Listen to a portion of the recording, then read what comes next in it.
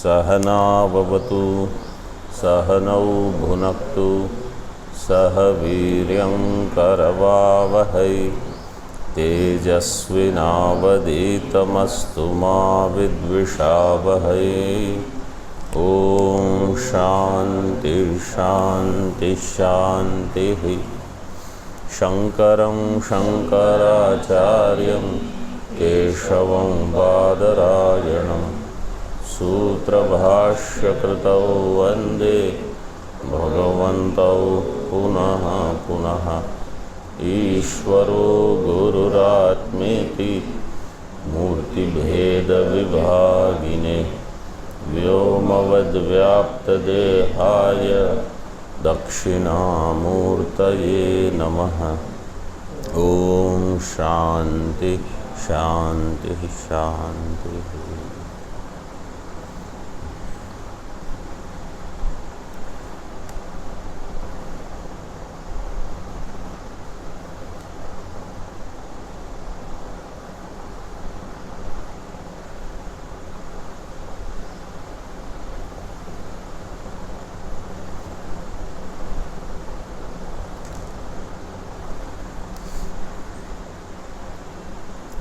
सैंतालीस पृष्ठ पर छठे मंत्र तक हो गया था।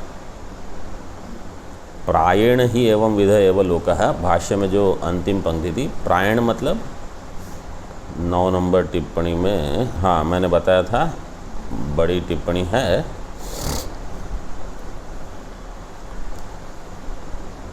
प्रायण का अर्थ करते हैं ज़्यादा करके। हिंदी में अगर अर्थ करना है तो ज़्यादा करके, मतलब लगभग ऐसा होता है। टीका में देखो, नहीं टिप्पणी में देखो 9 नंबर। ननु अन्यच्छ्रेय इति वैदिके एव विद्याकर्मणि उपक्रम्य दूरमेते विपरीते, इन आपको मिला कहाँ है आपको पता है? हाँ, दूरमेते विपरीते विशुचि इति तयोरेव विभिन्न फलत्वम उक्त्वा विद्याभीप्सिनम श्रेयो भाजनम इति विद्याफलम उक्तम श्रेयः। अन्यच्छ्रेयो अन्यदुतेव प्रेयः, पहला मंत्र जो था ईश्वल्ली का, वहाँ वैदिक विद्या और कर्म, मतलब इन दोनों का ज्ञान और कर्म, इसका उपक्रम करके फिर कहा ये दोनों बिल्कुल विलक्षण मार्ग हैं। दूरमेते विपरीते विशुचि इति तयोः एव विभिन्न फलत्वम उक्त्वा, इनके फल कैसे हैं? अलग अलग हैं, विलक्षण हैं। विभिन्न फलत्वम उक्त्वा विद्याभीप्सिनम श्रेयो भाजनम इति विद्याफलम उक्तम श्रेयः। विद्या का फल जो है श्रेय बताया गया, ज्ञान का फल है श्रेय। तो यहाँ देखो, अब ये विद्या शब्द कहीं विद्या का अर्थ होगा उपासना और कहीं विद्या का अर्थ होगा ब्रह्म विद्या। तो ये उपासना विद्या है कि ब्रह्म विद्या है, ये आपको ही विवेक करके समझना होगा कहाँ क्या अर्थ घटाना। तो जो आचार्य से पढ़े हैं वो ठीक ठीक उनको बताएंगे।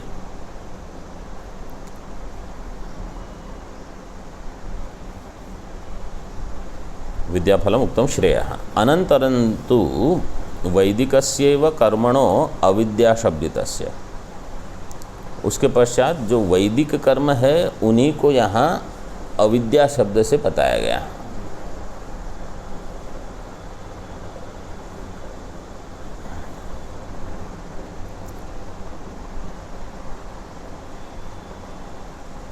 प्रयोरूपे स्वर्गादि फले वक्तव्ये। प्रेय रूप क्या है? स्वर्गादि फल। विकर्मिणाम तृतीय गति चर्चा इयम असंगता इति आशंका है। तो यहाँ एक तीसरी गति भी तो हो सकती है ना, कि जो वैदिक कर्म नहीं करते और ज्ञान तो बिल्कुल दूर है, उनका क्या होगा? वो उनकी तृतीय गति होती है। जो विकर्मी मतलब विरुद्ध है या विपरीत कर्म जो करते हैं उनकी गति होगी तीसरी, तृतीय गति। वो चर्चा यहाँ संगत नहीं है, मतलब यहाँ उसका प्रकरण नहीं है, इसलिए।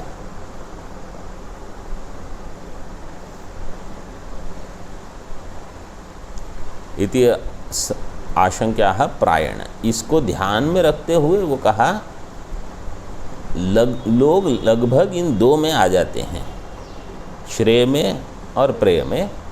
तीसरी अभी तो समय कैसा हो गया है कि लगभग लोग तीसरे में ही जाते हैं।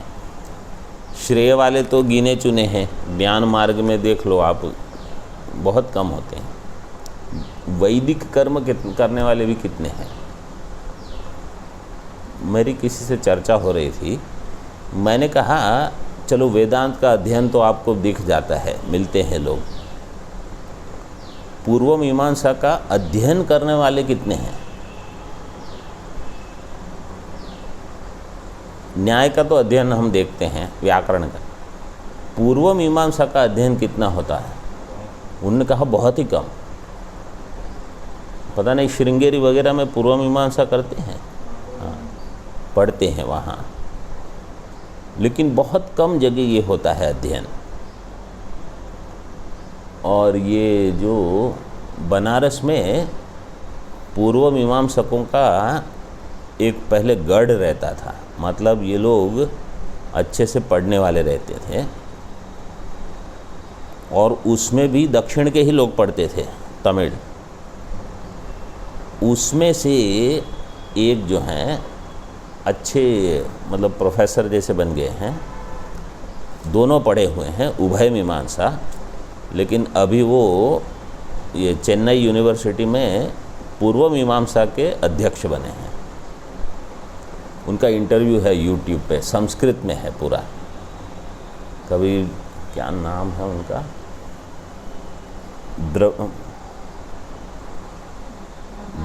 मणि द्रविड़ शंकर शास्त्री ऐसा है, हाँ। वो पूर्व मीमांसा पढ़े हैं अभी, मतलब अभी पढ़ाते हैं ऐसे। अब देखो आगे,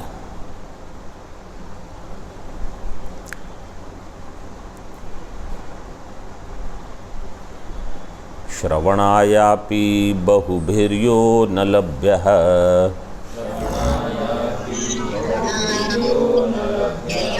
शृण्वन्तोऽपि बहवोऽयं न विद्युः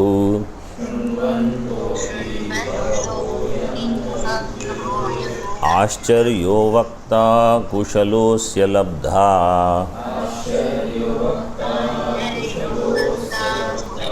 आश्चर्यो ज्ञाता कुशलानुशिष्टा।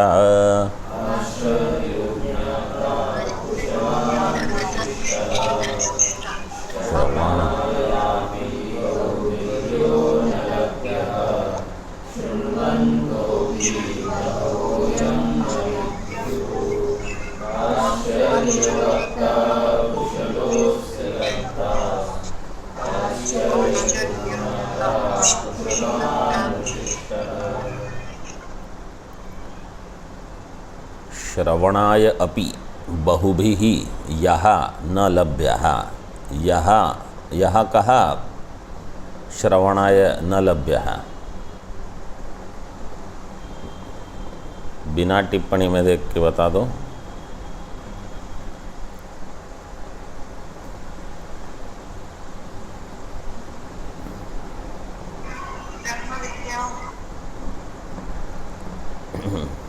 क्या कहा?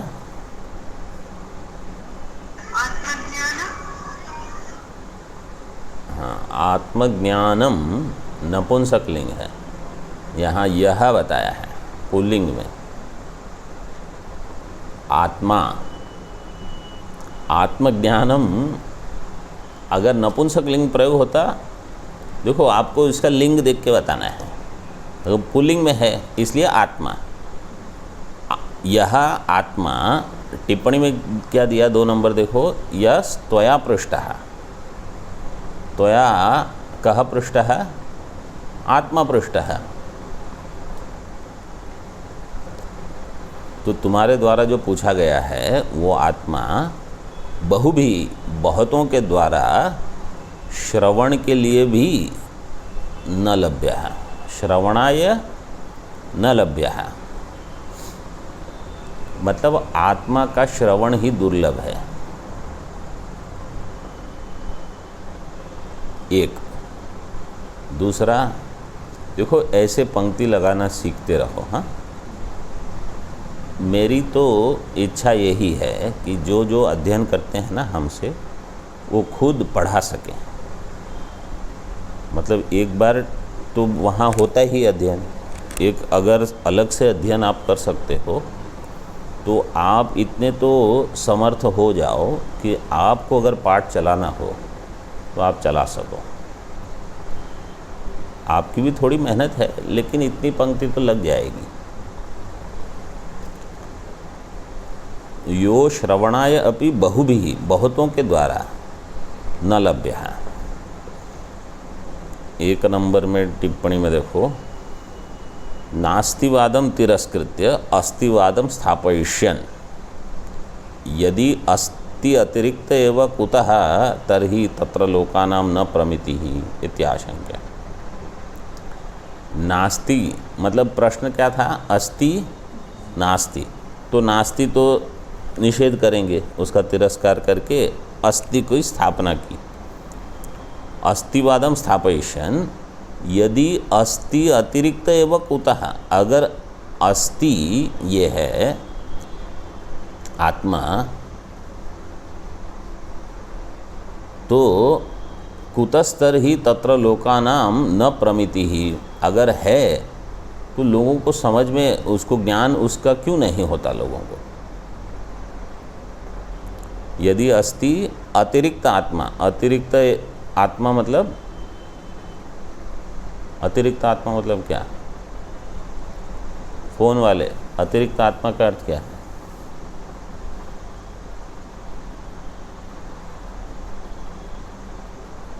देहातिरिक्त।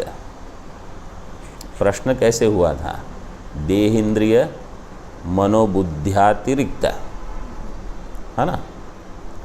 पंचकोशातिरिक्त, 5 कोश से अतिरिक्त कोई आत्मा अगर है तो लोगों को उसका ज्ञान क्यों नहीं होता, प्रमा क्यों नहीं होती? न प्रमिति ही कुत्र कुतः इति आशंक्य तत्साधन श्रवणादि दौर्लभ्यात्।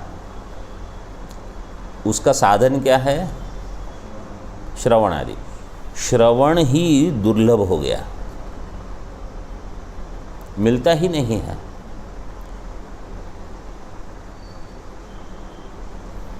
ईश्वर की कृपा से अभी तो थोड़े हैं, वेदांत के ऊपर कोई ना कोई मिल जाता है, लेकिन उपनिषद का कहना है कि आत्मज्ञान दुर्लभ है। देखो यहाँ हिंदी में किया आत्मज्ञान का दौर्लभ्य, इसलिए आपने उत्तर दिया क्या? आत्मज्ञान। हिंदी में ऐसा अर्थ किया है आत्मज्ञान का दौर्लभ्य, लेकिन ये जो यह का अर्थ होगा आत्मा। ठीक है। फिर शृण्वन्तो अपि बहवः यम न विद्युः यम आत्मानम। 4 नंबर में क्या दिया? देखो यहाँ भी अब बड़े महाराज जी ने टिप्पणी में देखो, यम इति यम त्वम अपराक्षी ही तम, जो तुमने पूछा वो। अरे तुमने क्या पूछा? आत्मा। क्या पूछा गया? आत्मा। वो जो आत्मा है, सुनने के बाद भी बहुतों को समझ में नहीं आता है। बोले क्या वो कुछ आत्मा के बारे में बोल रहे हैं, पता नहीं कौन सा आत्मा है। मतलब ये होता है क्योंकि शब्दजालम महारण्यम, शब्द में लोग जब अटक जाते हैं, चित्त भ्रमण कारणम, तो शब्द से परे जो है आत्मा, वहाँ ध्यान नहीं जाता, अवाच्य है, तो आप शब्द में ही कहीं न कहीं अटक गए। ऐसा होता है।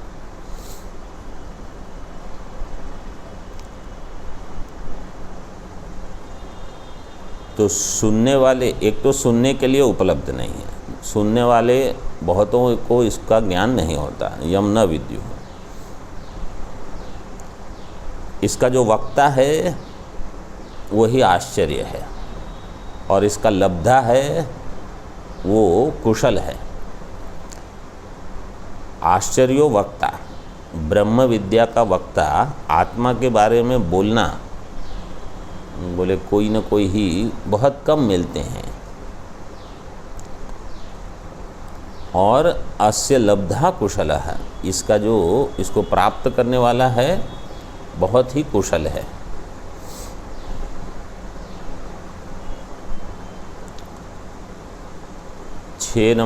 5 नंबर और 6 नंबर देख लो। वक्तुः वैरल्यम अपि प्रथम पादार्थे हेतु हो।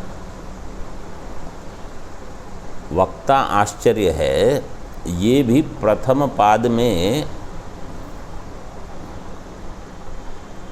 हेतु है। प्रथम पादार्थे हेतु, प्रथम पाद क्या है? श्रवणायपि बहुवीर्योन्नत। तो श्रवण के लिए बहुतों के लिए लभ्य नहीं है, उसमें 2 हेतु हो गए। क्या क्या हेतु हुए?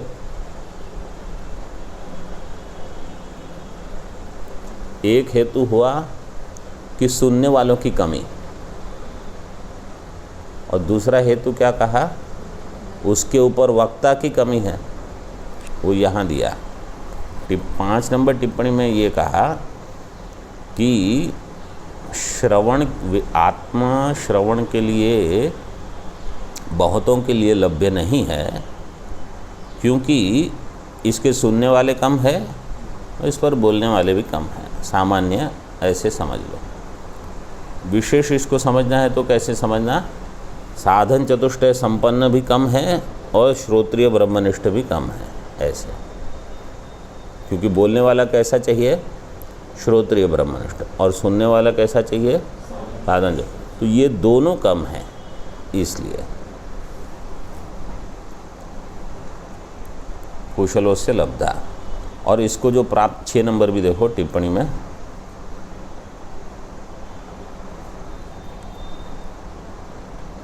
धी नैपुण्य विरलत्वम च द्वितीय चरणार्थे हेतुरीति अभिप्रायण आह। धी नैपुण्य, बुद्धि में निपुणता होना, ये भी विरलत्व है। मतलब नैपुण्य बुद्धि वाले विरल ही हैं।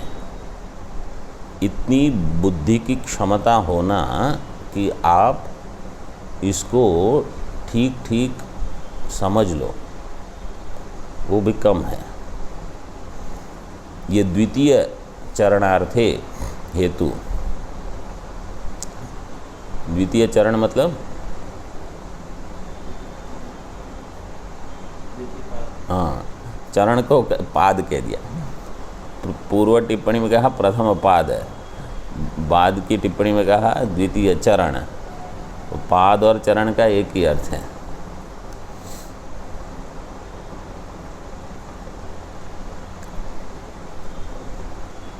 तो इसलिए बहुत लोग, क्योंकि बुद्धि में निपुणता नहीं है, सुन तो लेते हैं लेकिन आत्मा का ज्ञान नहीं होता।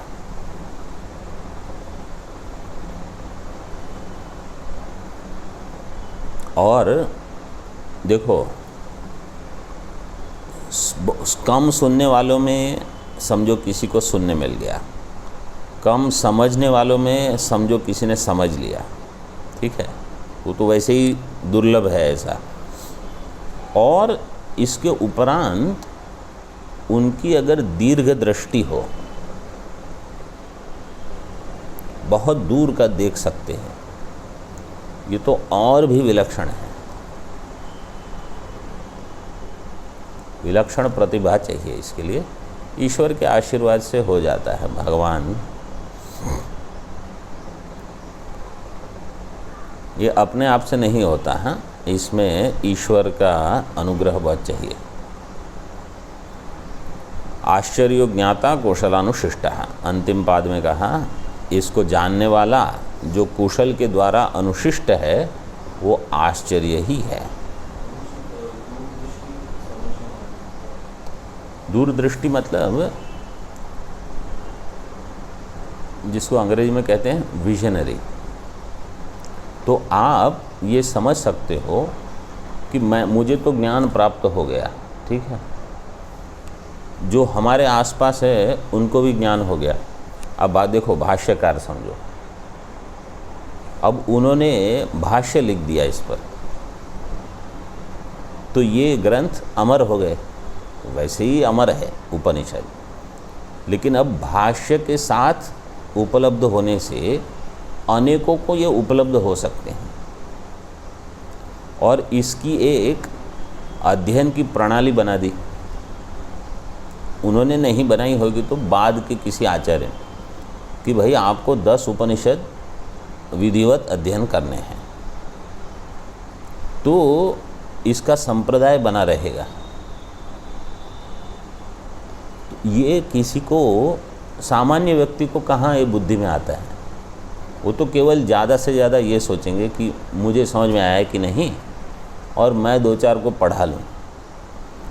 भाष्यकार ने देखो ग्रंथ लिख दिए इस पर, टीकाकार ने टीका लिख दी, कोई शब्द ऐसा नहीं रहा जो नहीं खुला, सब खोल दिया, और सरल भाषा में लिखा, प्रसन्नम गंभीरम।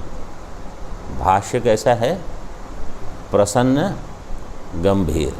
तो ऐसी सरल, मतलब इसमें कोई ऐसी चीज़ नहीं है सामान्य व्यक्ति को न समझ में आए। तो ऐसे लिख के, ये है दीर्घ दृष्टि। तो आज हम 1200-1300 साल के बाद भी वही भाष्य पढ़ रहे हैं जो उनकी लेखनी से निकला है। ऐसे कैसे कितने होते हैं? तो जैसे केवल ये इस ग्रंथ में नहीं, और भी जो कुछ, जैसे ये कोई भी संक्षेप शारीरक ले लो, अद्वैत सिद्धि ले लो, कोई भी ग्रंथ ले लो, इनको उपलब्ध करा देना, ये एक दीर्घ दृष्टि वाले का काम है। और फिर उनका ये छपवाना, ये भी सहयोगी है सब। अब इसके लिए जैसे आश्रम की व्यवस्था होना, समझो पढ़ने वाले मिल जाएंगे, कहाँ रहेंगे? उनको भोजन चाहिए, सामान्य चीज़ें चाहिए, रहने को कपड़े वपड़े, तो ये भी एक उपलब्ध करा देना। श्रृंगेरी में सब कन्नड़ा में ज़्यादा पढ़ते हैं कि संस्कृत? क्योंकि उनके प्रवचन तो संस्कृत में भी होते हैं, यूट्यूब में मैंने देखा है, लेकिन ये उपनिषद विद्या वगैरह कन्नड़ में। हाँ, तो ये सब चीज़ें भी हमको पकड़नी चाहिए कि ये कभी तो, अब श्रृंगेरी तो इन आचार्यों का मठ है, शंकराचार्य है संप्रदाय, उन्होंने देखा होगा कि वहाँ वाले सब कन्नड़ा हैं। जैसे कांची में सब तमिल होंगे, उनको संस्कृत तो और भी कठिन है। फिर भी संप्रदाय को बनाने के लिए उन्होंने ये कर दिया होगा कि भाई सभी लोगों को ये उपलब्ध हो जाए। तो ये दीर्घ दृष्टि होती है, और वहाँ परंपरा बहुत समय से चली है। जैसे जोशी मठ में संप्रदाय नहीं चल रहा है इतना, वहाँ अध्ययन करने कौन जाता है? सबसे ऊपर हमको लगता है ये और उत्तरकाशी है। गंगोत्री में साल भर नहीं होता अध्ययन,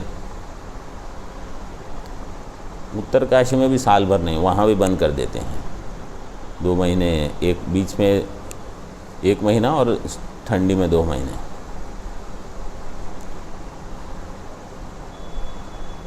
द्वारका में होता होगा, यहाँ कहाँ? वहाँ नहीं होता, जगन्नाथपुरी में। हाँ, वो तो यहाँ पढ़ने आता है, वो भृगु, तो वो भी घूमते हैं बहुत। तो ये भी देखो, वो भी पीठ है शंकराचार्य जी की, लेकिन वहाँ संप्रदाय नहीं बना, क्योंकि उनके आसपास, मेरी तो समझ ये है कि आरंभ में जो सबसे पहले आचार्य रखे गए थे ना वहाँ, वो तोटकाचार्य होंगे वहाँ कि वहाँ कौन थे? आप लोगों को नहीं पता, आप तो वहीं से हो। उड़ीसा में कहते हो? अच्छा, आपका नहीं है। तो वहाँ तो कम से कम पहले ही आचार्य जो थे उनको ये शास्त्र में इतनी रुचि नहीं रही होगी। जैसे सुरेश्वराचार्य जी का अलग था, वो पहले से ग्रंथ लिखने में, तो श्रृंगेरी परंपरा सबसे सशक्त रही है आचार्यों में। उन्हीं के आचार्यों ने सबसे अधिक ग्रंथ लिखे हैं। बहुत मानना पड़ेगा वो परंपरा को। उसके बाद में फिर कांची आएगा, द्वारका पीठ के कोई आचार्यों का ऐसा विशेष हमको नहीं पता जितना श्रृंगेरी आचार्यों के बारे में हमको पता है। जैसे विद्यारण्य स्वामी रहे, ये सर्वज्ञात्म मुनि रहे, सुरेश्वराचार्य जी रहे, सब वहीं के हैं, श्रृंगेरी के।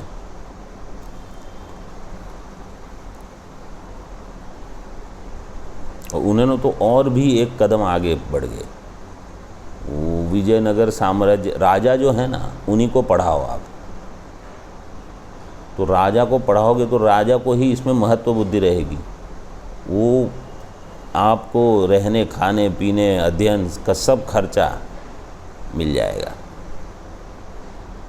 तो आपको केवल यही काम करना है, फिर पढ़ो लिखो पढ़ाओ, बस। मैसूर में भी हाँ, मैसूर के राजा, ये भी, वो तो खुद ही विद्वान थे। ये लोग खुद ही विद्वान होते हैं। ऐसे नहीं कि राजा बने तो भोग में ही व्यस्त रहें। चलो शास्त्र देखो अभी।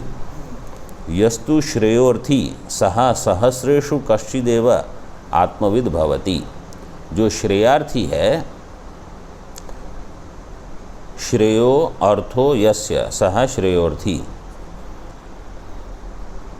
वो तो सहस्रेषु कश्चिदेव, हजारों में कोई ही एक होता है जो आत्मविद भवति।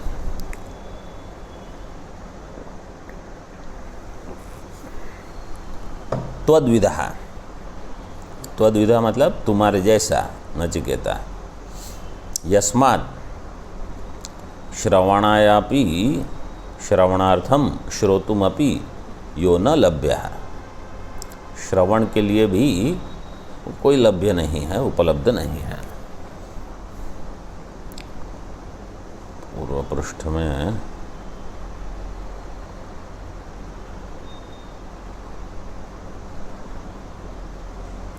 वो भगवान की भगवत गीता की वहाँ उद्धरण दिया है 10 नंबर टिप्पणी में। यस्तु श्रेयोर्थी सहस्रेषु कश्चिदेव श्रेयोर्थी तत्रापि कश्चिदेव आत्मविद भवति मनुष्याणाम सहस्रेषु। आगे देखो, समझ में आया कि नहीं? मैंने जो टिप्पणी बताई 10 नंबर टिप्पणी जो है गीता का 7वां अध्याय, उस वही श्लोक है, उसी को यहाँ दिया है। श्रवणार्थम श्रोतुमपि यो न लभ्यः।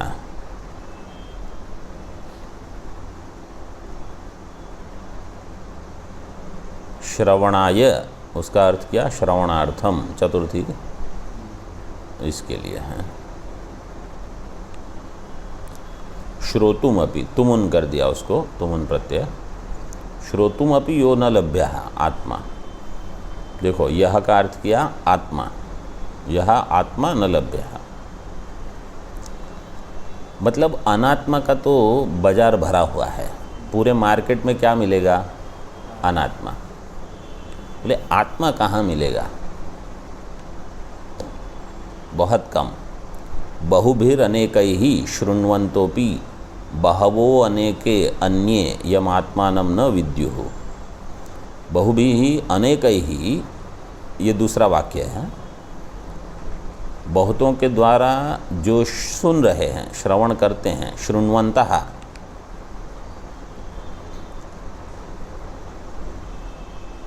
चार नंबर टिप्पणी देखो। मनाक् कामादि वैमुख्येन श्रवणलाभे अपि दोषांतरबाहुल्यात् न वेदनम अर्हन्ति इत्याह।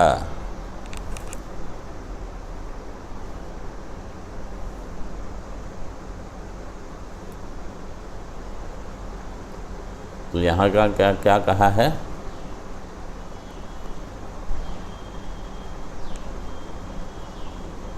मना कामादि वैमुख्येन।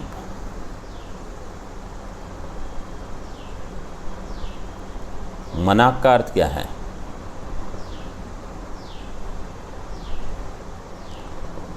थोड़े क्षण के लिए। मनाक मतलब थोड़े क्षण के लिए। थोड़े क्षण के लिए कामादि वैमुख्येन, काम से विमुख हो जाने पर भी, श्रवण लाभेपि दोषांतर बाहुल्यात् न वेदनम, श्रवण लाभ होने पर भी दोष इतने सारे हैं, दोषांतर बाहुल्यात्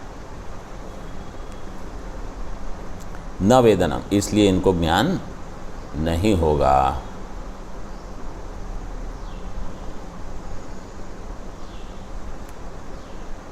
न वेदनम अर्हन्ति इत्याह शृण्वन्तोपि।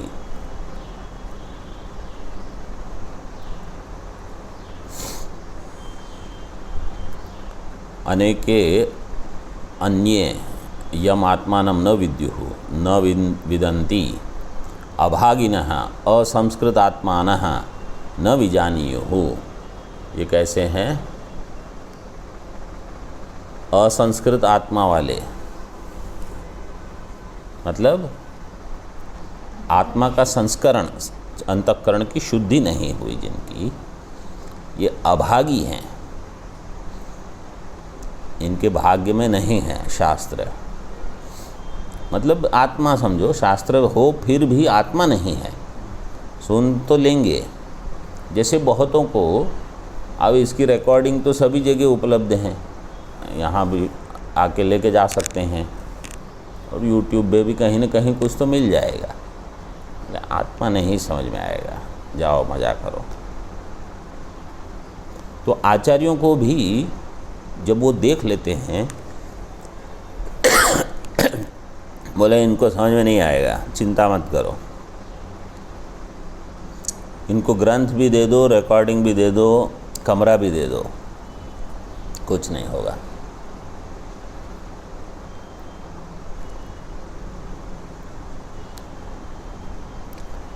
किंच अस्य वक्तापि आश्चर्यो अद्भुतवत् एव अनेकेषु कश्चिदेव भवति। क्योंकि इसका जो वक्ता है वो भी आश्चर्य है, अद्भुत है। किंच अस्य वक्तापि आश्चर्यो अद्भुतवत् एव अनेकेषु कश्चिदेव, बहुतों में वो एकाद होते हैं। इस पर बनारस में तो अभी वेदांत पे प्रवचन करने वाले बहुत कम हो गए हैं,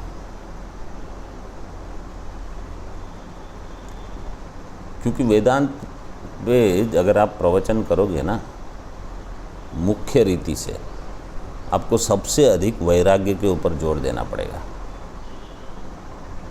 और लोगों को बाकी सब तो सुन लेंगे, वैराग्य सुन के उनको और वैराग्य हो जाता है बोलने वाले पर। बोले इनसे वैराग्य रखो बस। क्यों? क्योंकि बार बार वैराग्य वैराग्य कहते हैं। 5 नंबर टिप्पणी में फिर से गीता का श्लोक उद्धृत किया है, 2:29, आश्चर्यवत् पश्यति कश्चिदेनम। तो गीता में बहुत सारे कठोपनिषद के मंत्र का शब्दतः अर्थतः ग्रहण हुआ है।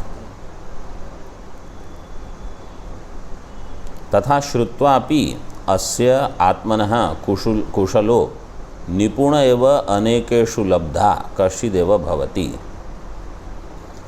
श्रुत्वापि, सुनने के बाद भी, अस्य आत्मनः कुशलो निपुण एव अनेकेषु लब्धा। निपुण होना मतलब जो इसमें बहुत क्षमता वाला होना, बहुतों में अनेकेषु कश्चिदेव लब्धा भवति, किसी को ही समझ में आएगा। बोले आत्मा की उपलब्धि क्या? आत्मा तो मैं ही हूँ। किसको आत्मा उपलब्ध नहीं है? सबको तो उपलब्ध है। तो ये क्या कुशल और निपुण है? बोले सबको उपलब्ध होने पर भी नहीं जैसा है, उपलब्ध नहीं होने जैसा है, इसलिए। ये एक पंक्ति बाद में करनी पड़ेगी। कल अष्टमी है, उसके बाद प्रवचन होंगे और पाठ चलेगा नवमी को। मैं सोच रहा हूँ 15 मिनट देरी से करेंगे तो थोड़ा जल्दी सो सकते हैं। हाँ, किसी का और पाठ तो नहीं है तुरंत, तो ये पाठ चलेगा, आप लोग भी सुन लो।